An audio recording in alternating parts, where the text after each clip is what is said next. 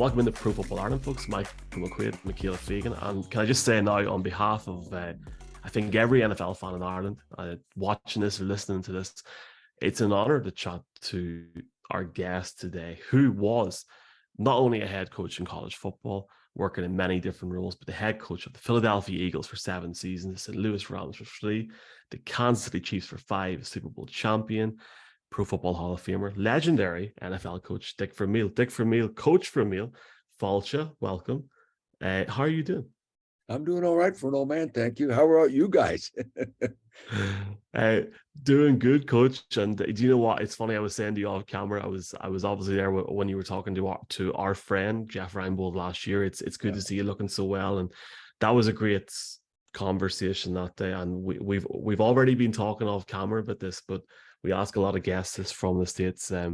Have you any heritage to Ireland? Have you been to Ireland before? I've been to Ireland, spent a week there, bed and breakfasting. My wife and another couple and I, the four of us, we sailed over from England on the ferry boat, got off the boat in Dublin, turned left and went all the way around the island and came out of Belfast and went from there to Scotland.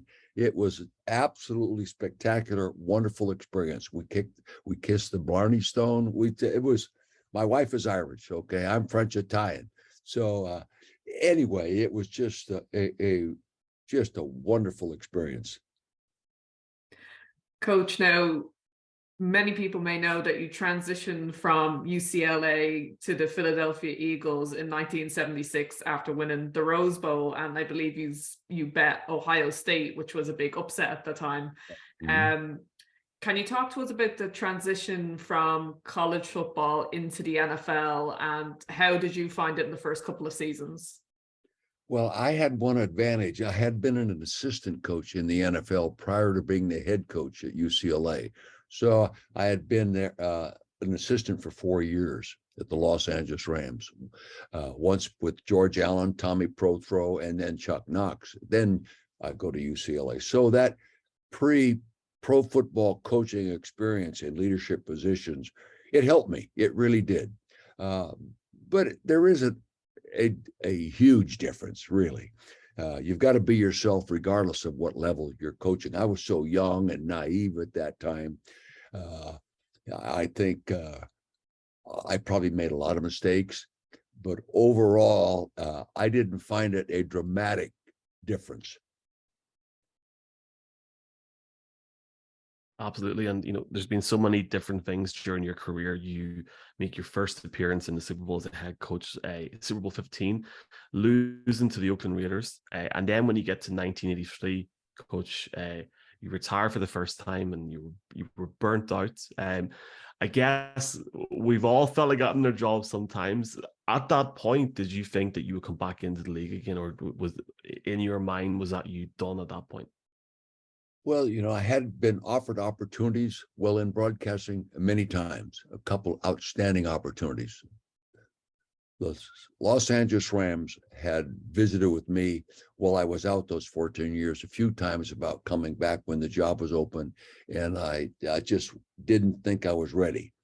The last time they asked me, I felt, well, at my age, if I don't go back now, I'll be too old and no one is going to offer me an opportunity. So I went back, and it was a good decision, a tough decision. It was a tough transition. That first year back was after being out of it 14 years. Yes, in broadcasting, you're around football, but you're not in the demands of coaching it in the leadership position, the highs, the lows, the decision-making.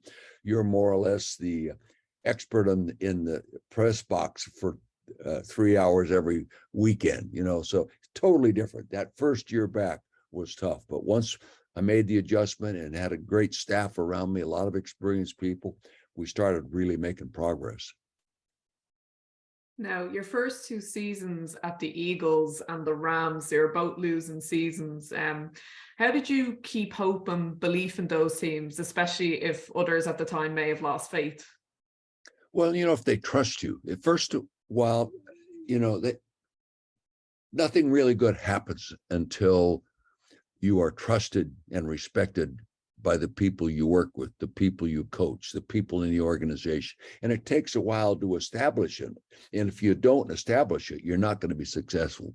But once they buy in and believe and see that you're authentic, you're honest, you're telling the truth, and you're optimistic, and you handle the negatives, the losses properly. And, we never wanted to allow losing to define who we are. It's just a step in what we're going to become somewhere down the road. And we're taking those steps, and they're tough ones. And we worked extremely hard. A lot tougher to do today. In the old days, there were no time limits on practice, no limits on how much times you could wear shoulder pads and have contact, and how many double days you can have in training camps and all this kind of stuff. So you could work harder and longer and more physical.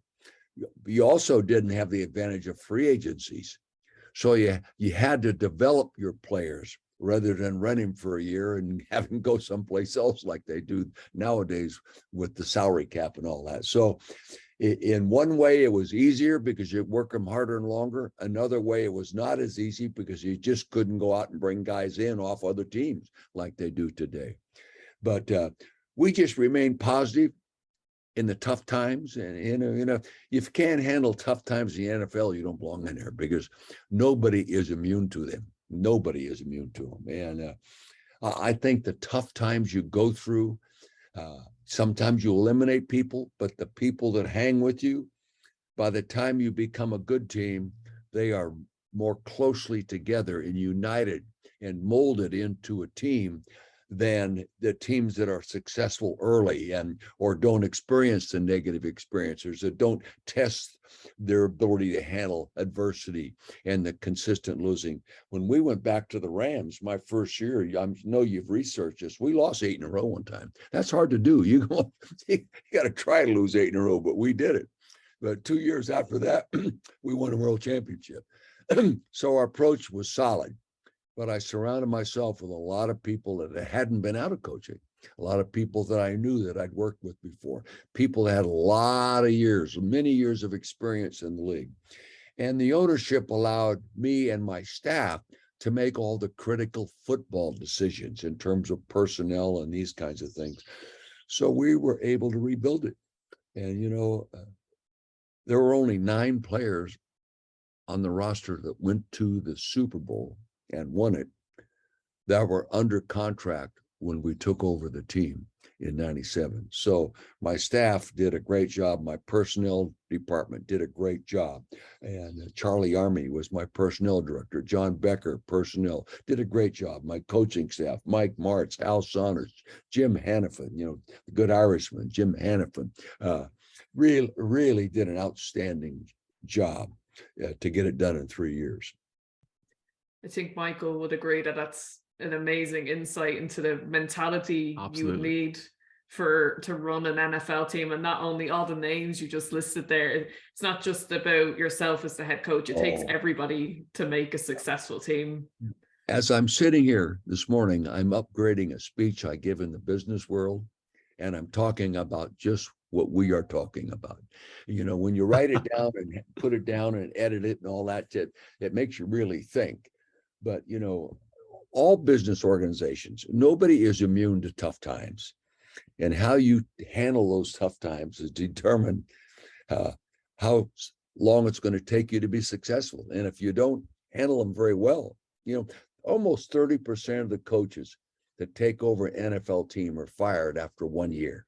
Okay, that's 523 people have carried the title head coach. 29.8% have been fired after 1 season. So you know what I'm talking about. You better handle the adversity properly.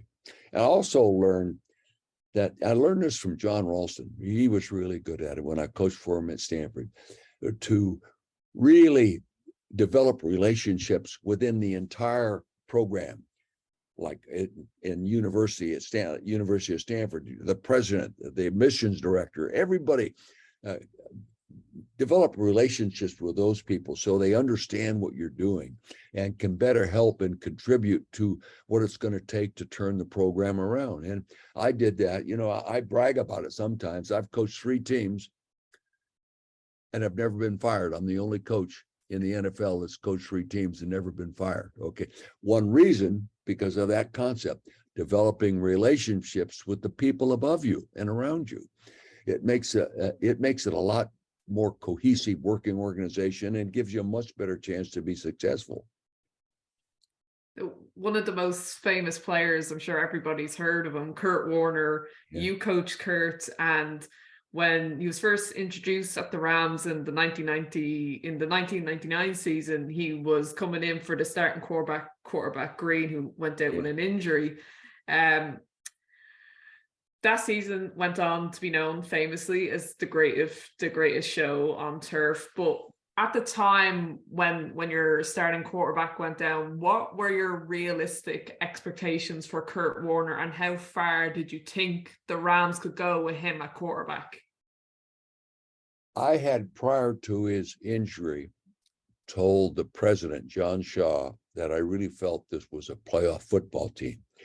He said to me, "Coach, don't tell me that. Too many coaches have told me that over the years, and they're not here right now." But I said, "I really believe it. This is a good football team, a good one." I didn't know they were going to end up being a world championship team. When we lost Trent Green, who had been performing very well in the preseason, we lost him, and we go with Kurt Warner. My thought was we would still play good football, and I thought we still would have a chance of being a playoff team.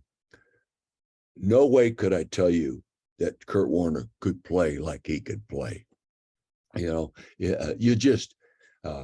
went way beyond expectations. Okay. I knew he could play. I thought he could play well. We had a great surrounding team around him and a good defense and a fine coaching staff. Offense led by Mike Moritz, the defense led by John Bunting and these kind of guys. My special teams coach, Frank Gann Sr., all great coaches. And so I knew we would be sound, but never could have I anticipated Kurt playing like he did. Okay. I had a hunch he could play well. My hunch went way beyond my expectation. The first 5 starts of his career in the NFL had never been duplicated and will never be duplicated. What he did in those first 5 games, performing like, what was it, 27 touchdowns, 3 interceptions, something. I mean, it was, I don't even remember. It was so great. But I knew he could play. I didn't know he could play that well. You could relate it to the Second World War and Medal of Honor winners. There's guys that won Medal of Honor in heroic battles, and what they did, the military leaders could not predict that individual would do that. But when he got in battle, he got it done. And Kurt Warner was like that. When he got in battle, he became better than he was at any other time. The thing that I really found funny, Coach, was I had the chance to meet Kurt in Munich before the game in Germany last season. The guy looks like he could probably step on the field right now. He's still in very good condition after all these years. Yeah, I stay in touch. In fact, he and his son, who goes to Temple here in Philadelphia, and he and I are having lunch next Wednesday, May 31st, okay, together. I went over and watched E.J. Warner in spring practice. He started every game for Temple University this year, Division I football, as a true freshman. And the last game of the season, he threw for over 500 yards. Now, he's not as big as his dad in Kurt. If he was, he'd probably end up being like his dad. He's going to have a hard time in the NFL being a 5'10" guy. They always talk about those little guys. But yeah, he passed on good genes in EJ, believe me. It's I have to say, I think the previous point to the previous question that you said to Michaela about in regards to longevity and trust, and the fact that you were in 3 different teams and you weren't fired. I think for a lot of people, maybe, Coach, in Ireland or the UK or Europe listening to this, where they do watch soccer in different leagues and different teams, you see a lot of the times where those coaches just don't get that time. They're not trusted. And that's something even nowadays, I think, if you look at the modern league, Coach, do you have that opinion? Maybe not of the NFL, but if you look at a guy like Coach Tomlin in Pittsburgh, has been given that time, he's earned that in that organization. Do you think teams could get better at that, or do you think the NFL stands out over many other leagues and sports? Well, I think many organizations fire a coach prematurely. First off, I took over 3 teams. All 3 of them were losing. Okay. My first 2 years, we won 35% of our games. Third year, we won 73% of our games. Okay. It takes time. And some ownerships, management staffs are impatient. If you recognize a team that's having consistent problems and firing coaches one after another, normally it's ownership management problems, not coaching problems. It still takes players to win games. And some organizations just struggle getting the quality players there, either in the draft or in the Premier League, where you buy them from other teams in other countries and put them on one team. They just don't do as good a job as somebody else. In some situations, they don't spend as much money as some people do. Today, money talks. But overall, I think it's a negative reflection on the leadership above the coach when coaches continually fail within the same organization. And just going back on what you said about Kurt Warner, I have to ask this, Coach, because I know Jeff didn't ask it on his. Kurt obviously played in Europe and is one of the guys that, that's why exactly. we signed him. Do you look at, from when you left the Chiefs to now, that growth of the game? I mean, if it wasn't for the NFL even going to the next level and bringing games, we probably wouldn't be having this chat right now, genuinely.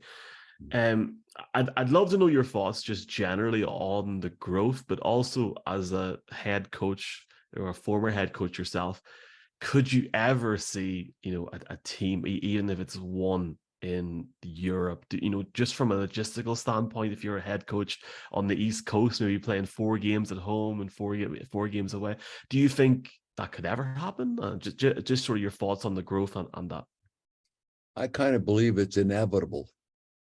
I really do. I think it's eventually going to, that's what the league has done, right? The league has continually tried to improve its fan base. Why? They make more money, more people involved, more national markets, more television rights. I would not be surprised. I can't predict when, but I will never be surprised if we end up in London or somewhere in Germany. When the original NFL Europe started, I broadcast. I was in broadcasting. The very first year of it, Brent Musburger and I broadcast the games together, and we were traveling to Europe every week. The next year, Roger Twibel and I took over the broadcasting.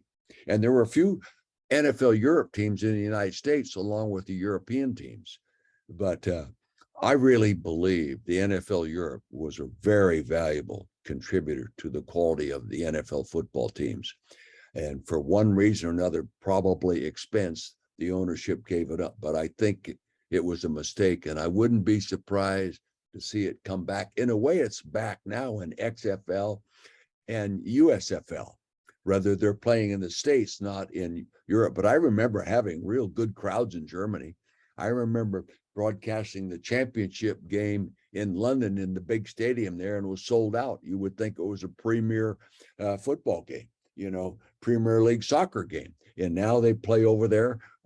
Teams go every year and play in London in the great stadium, and lo and behold, they're sold out. So there's no reason to believe it might happen sometime in the future. So anyway. You touched on this a little bit earlier, Coach. You retired from coaching football from 1983 to 1996. That's 15 years. So after such a long time out of the NFL, what made you come back to coach? Well, I was always disappointed in the way I left. I really loved the game. I allowed a passion to become an obsession, and then the win wasn't as thrilling as it should be, and the loss was more killing as it should be. And it was just an imbalance in my whole profile as a person. Today, they probably have more psychological terms for it. I used the term burnout because I didn't know what else to say. My wife gave me the idea to say that, not me. But maybe, you know, I don't know what it was. But anyway, I knew I better leave because I wasn't proud of the job I was doing. And then I went into broadcasting and regrouped emotionally and physically and got going real well and really enjoyed it. And I always thought I would go back. I just didn't know when. And then I was out for such a long time, I decided, hey, I'll probably never go back, but I'll just keep broadcasting. And then I had the opportunities and I was a little insecure in the feeling. But when the Rams called, John Shaw called, I knew the organization, I'd worked for him. I knew the owner, and Georgia Frontier, her husband was Rosenblum at that time. And I just, like I said, if I don't go back now, I never will. So I took a high risk, a very high risk, and off I went. What did I have to lose? Really? Nothing. They were going to pay me better than I'd ever been paid. You know, in the old days, they never paid football coaches in the NFL. I doubled my salary from 1982 coaching the Eagles to go into CBS, working 16 weekends a year. So anyway, my passion, my emotional status, my mindset was, I think, stable enough to say, yeah, I could do it. We've got 2 or 3 quick questions left, Coach, and obviously really appreciate your time. It's funny you're talking there about the different teams. Just realizing now, you know, fortunate enough to be in Phoenix in February and seeing 2 of your old teams going up against each other in the Eagles and Chiefs. It's funny how history can just repeat itself in that sense. I guess I just outside of that victory with the Rams and the manner in which that happened, what was your most like memorable moment or memorable game of your career, if you had to choose one, or do you not have one? Is it all just a huge, fantastic memory? I'd say, you know, every high school coaching, I can think of one. In junior college coaching, I can think of one. UCLA, I can think of one that might be my most, and that would be the UCLA victory over the Rose Bowl, #1 team in the country, over Ohio State in the Rose Bowl. They had beaten us badly, like 41-23 or something in the regular season in a non-conference game. And then to upset the #1 team in the country on national television. At that time, the Rose Bowl was the biggest bowl game in the world, okay? And to win that way, that was just an unbelievable feeling and a feeling of accomplishment. And I've won some other big games we did, but that one many times, because first off, I was a young guy. I was running my own offense, coaching my own quarterbacks, calling my own plays. I was 100% involved in everything that went on the field, rather than the leader of the organization. I was coaching that football team and leading it. And so that win really jumps out at me. 1979 with the Rams. 78, we'd been in the playoffs for the first time with the Eagles in years. World champion Pittsburgh Steelers come to Philadelphia. 5th game of the season. They are undefeated world champions from last year, and we beat them. And that was a huge win for us. Yes, we'd been in the playoffs for the first time the year before, but to beat the Pittsburgh Steelers in Pennsylvania, oh my God, because part of the fans in that crowd then were Pittsburgh Steelers fans as well. So to win that game was a huge one. Then, of course, to go on the next year and beat Dallas for the first time in 4 years in our program on a Monday night game in November in Dallas was a huge win for us. It took 4 years to beat them. And then a year later to beat them in the NFC Championship game, to go to the Super Bowl. So those are all huge wins. With the Rams, I don't know if there's any one specific game. I don't, our playoff games, of course, we beat Minnesota, the opener, just blew them out of the stadium. I think we scored 40-something points, and they scored 30-something.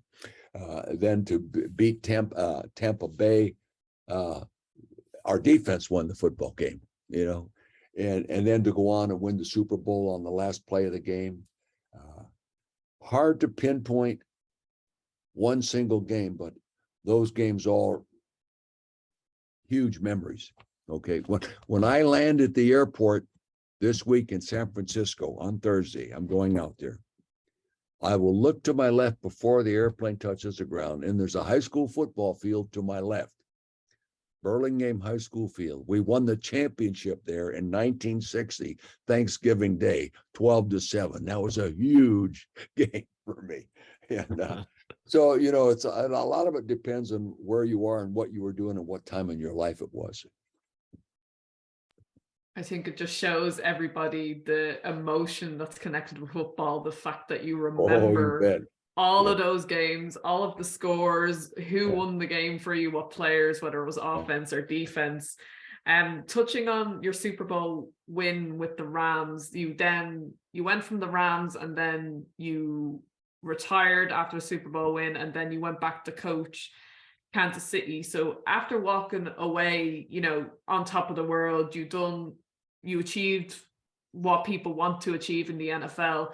Was it a hard decision to go back to a team that needed more work and, were having losing seasons? Was it a bit tougher? Well, first off, I knew the ownership, the Hunt family. I was broadcasting their preseason games because the president, general manager of that team had worked for me at UCLA and the Philadelphia Eagles, and one of my closest friends. In fact, the person that introduced me into the Hall of Fame last year on television when I went in, he was my presenter. And they talked to me about going back. At the ring ceremony, after winning the Super Bowl in spring, May, I'm handing out the Super Bowl rings to everybody, and I'm no longer connected with that team. And I said to myself, what did I do? I helped build a world championship team, then I leave. I thought I left for all the good reasons, okay? But all of a sudden, I'm handing out those rings, and I say, my God, do I miss these guys. So when Carl Peterson, who, like I said, had been with me at UCLA and the Eagles, and he had offered me the job with the Chiefs in '89 when he became the president general manager, and I didn't go. I said, I think I'll go back. Lamar Hunt was a wonderful man, since passed away, the owner, maybe one of the finest individuals I ever met in my life. And I said, geez, what a great opportunity. And the 5 years I spent in Kansas City, my only regret in my career is I didn't do a good enough job to hand Lamar Hunt the Lamar Hunt Trophy. That's why I'm so pleased that Andy Reid has done it, because it's just too bad that Lamar Hunt himself was not there to accept it. But because Lamar Hunt named the Super Bowl, okay, and the AFC Championship Trophy is named the Lamar Hunt Trophy, and I didn't do a good enough job to present it to him myself is a disappointment. You've made a really important point there, Coach, and this is the final question about, obviously, Lamar Hunt's not there to see something. So many players, so many coaches don't have the opportunity or do not see themselves get inducted into the Pro Football Hall of Fame. Like, we've had numerous different players on previously, and we've had people from the Hall talk about what it means. I had the opportunity to watch your speech. I watched it back before this interview, but watched it last year. What did that whole experience, just mean for you? Was that the icing on the cake of a incredible career? And what was that week in Canton, Ohio like for you? It was unbelievable. The Irish half of my family, I think, just walked in the room behind me, sitting down. Carol Vermeil, yeah. Carol is in Ireland, in Dublin. Yeah, she says they're wonderful. It's a sign. Well, it goes way beyond your own personal expectations. Never did I ever think I would end up in the Hall of Fame. Never. I'd had people tell me that I was going to or would. I just never believed it. I always held those coaches that were already in the Hall of Fame at a level way above what I ever thought I could achieve.